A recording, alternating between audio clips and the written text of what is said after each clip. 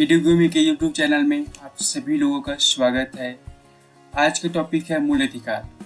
पिछले क्लास में हम लोग भारत के संविधान के भाग के बारे में जानकारी लिए, जिसमें हम लोग देखे कि कौन से भाग में क्या सब्जेक्ट है, उसका कितने कितने आर्टिकल है। और आज का टॉपिक है मूल अधिकार। तो हम लोग देखते हैं कि मूल अधिकार को कहाँ से लिया गया है, मूल अधिकार संविधान के कौन से भाग में है, कौन कौन से मूल अधिकार है, मूल अधिकार को मूल अधिकार क्यों कहते हैं, ये सब हम लोग अभी देखेंगे। तो पहला देखते हैं कि ये भारत के संविधान के भाग 3 के अंतर्गत अनुच्छेद 12 से 35 के बीच में है ना। और ये यूएसए से लिया गया है, संयुक्त राज्य अमेरिका से लिया गया है। ये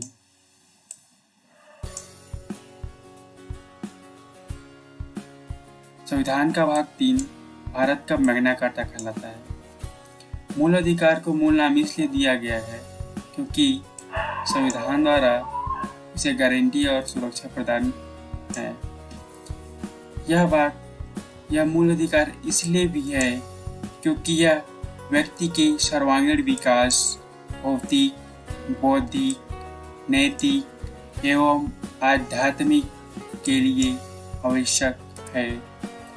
मूल रूप से संविधान के भाग 3 में 7 मूल अधिकार थे।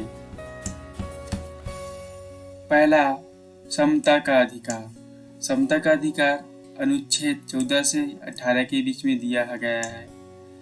स्वतंत्रता का अधिकार अनुच्छेद 19 से 22 के बीच में दिया गया है।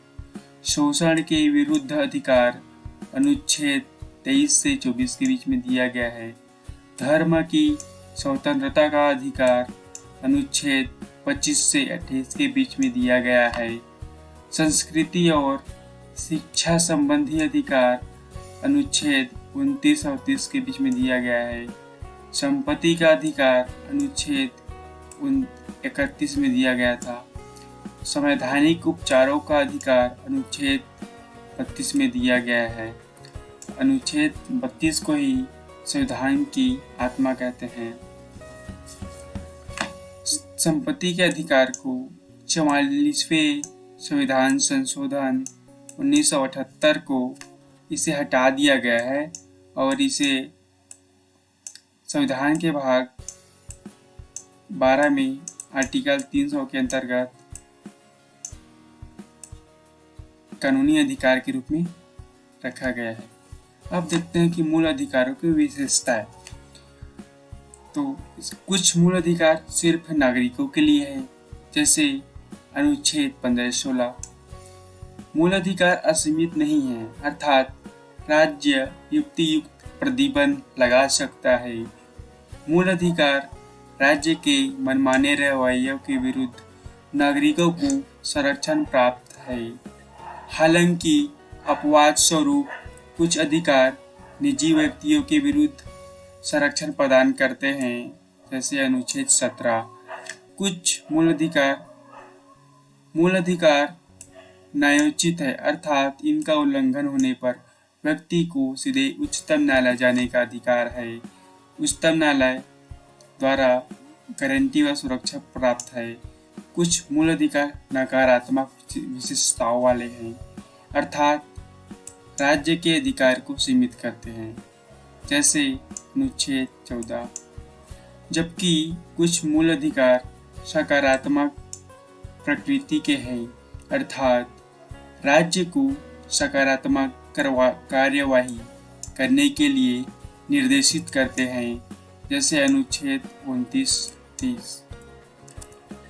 न्यायोचित प्रकृति अर्थात इनका उल्लंघन होने पर पीड़ित व्यक्ति को सुप्रीम कोर्ट जाने की अनुमति है। मूल अधिकारों का उल्लंघन होने की स्थिति में उच्च न्यायालय में भी अपील की जा सकती है। उच्चतम न्यायालय द्वारा गारंटी व सुरक्षा प्राप्त है। यह स्थायी नहीं है, अर्थात संसद मूल अधिकारों में संशोधन कर सकती है, किंतु ऐसा संशोधन नहीं कर सकता जो संविधान की मूल भावना, मूल ढांचा के खिलाफ हो। राष्ट्रीय आपातकाल अनुच्छेद 352 के दौरान अनुच्छेद 20-21 को छोड़कर सभी मूल अधिकार को निलंबित किया जा सकता है। यदि राष्ट्रीय आपातकाल युद्ध और बाहरी आक्रमण के आधार पर लगा है तो अनुच्छेद 19 को स्थगित किया जा सकता है। सशस्त्र बलों, अर्धसैनिक बलों, पुलिस बलों, गुप्तचर संस्थाओं जैसे सेवाओं से संबंधित व्यक्तियों के मूल अधिकार पर संसद प्रतिबंध लगा सकती है, क्योंकि इन सेवाओं की प्रकृति अत्यंत संवेदनशील होती है। अतः राष्ट्रहित को ध्यान में रखते हुए संविधान में ही इस प्रकार की व्यवस्था की गई है। ज्यादातर मूलाधिकार स्वयं प्रवर्तित है, जबकि कुछ मूलाधिकार को कानून बनाकर प्रभावित करती है। अनुच्छेद 35 में यह दिया गया है कि अनुच्छेद 35 में संसद को मूल अधिकारों को लागू करने के संबंध में कानून बनाने की शक्ति प्रदान करती है।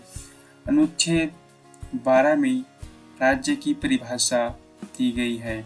आइए देखते हैं कि राज्य की परिभाषा के अंतर्गत क्या क्या आते हैं। भारत की सरकार एवं संसद, राज्य की सरकार एवं विधानमंडल, सभी स्थानीय निकाय, अन्य प्राधिकरण, LIC, ONGC, सेल। अनुच्छेद 13